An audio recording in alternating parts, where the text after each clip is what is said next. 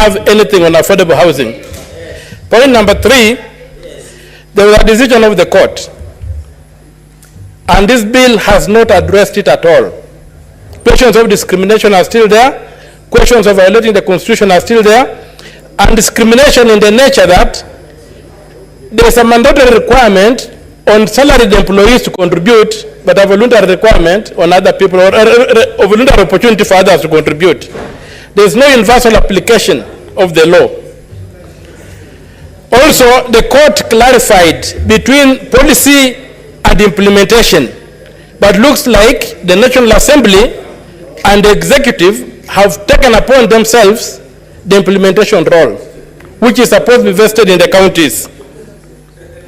Number 3, the Constitution requires access to housing. Affordable housing does not prescribe ownership of affordable housing. And all over the world, the state is always required to provide access, not ownership to housing.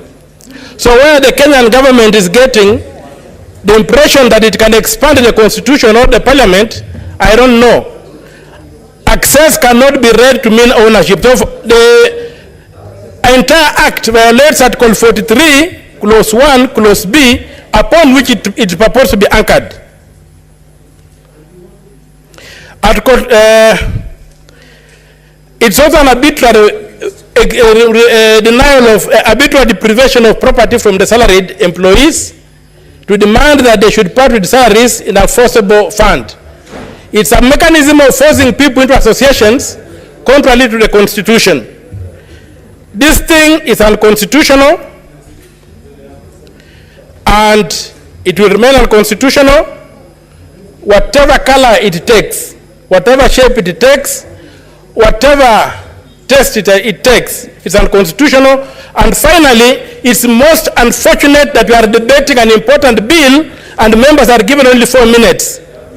It is not possible to give your ideas, to ventilate this bill in 4 minutes. If we are extending the time to a point when we are doing that, why are we giving ourselves 4 minutes? Why are we muscling? Why are we gagging people who would like to ventilate the bill? So I would like that to go on record that it was a wrong thing to do, to gag members by limiting the time by which they can debate. And I also support Senator for Isiolo, for Garissa, who said that the bill violates the principles of Islamic religion, which are specifically exempted under the Constitution when making bills. Thank you very much. Senator Gloria Oruoba. Thank you. Thank you, Mr. Speaker. I want to proudly support the affordable housing, Mr. Speaker, and not just because it creates jobs for the youth. Not just because it creates jobs, Mr. Speaker. I want to support this because it is what Kenya needs, Mr. Speaker.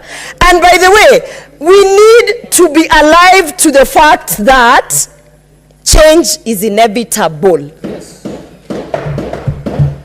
Senators from the opposition need to understand that an election was won based on promises that were given to Kenyans. One of the promises being affordable housing. Mr. Speaker, and I have even heard Senator Ledama try to explain how we should not do housing because ABCD. And when I was listening to him, I was wondering, these senior members of this house must understand the difference between social housing and affordable housing, Mr. Speaker. We are not talking about social housing.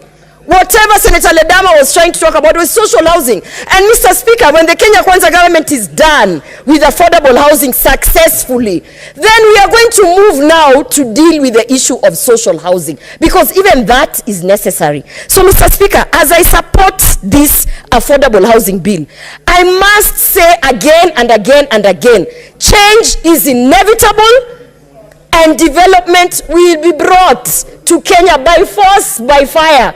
And if there is anybody who is going to ensure that this country moves to where it needs to go, Mr. Speaker, I want to tell every member in this house that it is His Excellency William Samoei Ruto. because he is the commander-in-chief, and I can tell you, Mr. Speaker, today being we are from the Women Caucus, Mr. Speaker. I can tell you that the men who are opposing this affordable housing, half the time they are not even at home. They do not understand the deplorable houses that they are living. All the women who they have children with out there, Mr. Speaker. As a woman who is here in this house, Mr. Speaker, we want to live in conditions that are befitting for us women.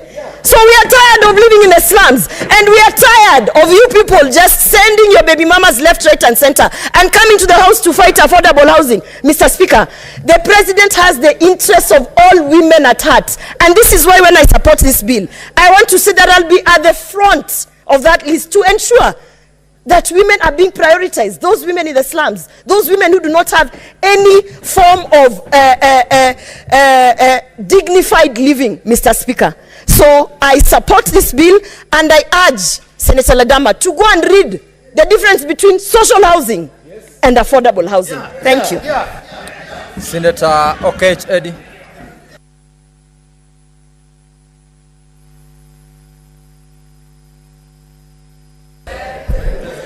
Mr. Speaker, I thank you for this time, and I think that I want to take this time to speak to the people who sent me to this house, and the great people of Migori. The people of Migori, I want to report to you that in the National Assembly, 2 MPs of Kenya Kwanza, just in this past weekend, went to their villages and chased KRA officials away, opposing a bill on taxation and finance bill that they so much championed for. And I'm telling the people of Migori that I'm in a Senate today that I can see the same trend of people standing to support what is wrong. And I can assure the people of Migori that I want to stand with you, telling you that the way the structure of this bill is, I cannot support it. More importantly, the way the debate around this bill is being rushed in this house, the way it is being forced in the throat of you, the people of Kenya today in this house, we are being given 4 minutes to be able to discuss this bill.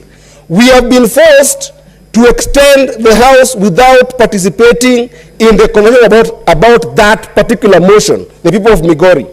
I am telling you that this is why, even during Moi days, the repealing of Section 2A came about. We are going to the dictatorial times of Moi, and it's not only happening at the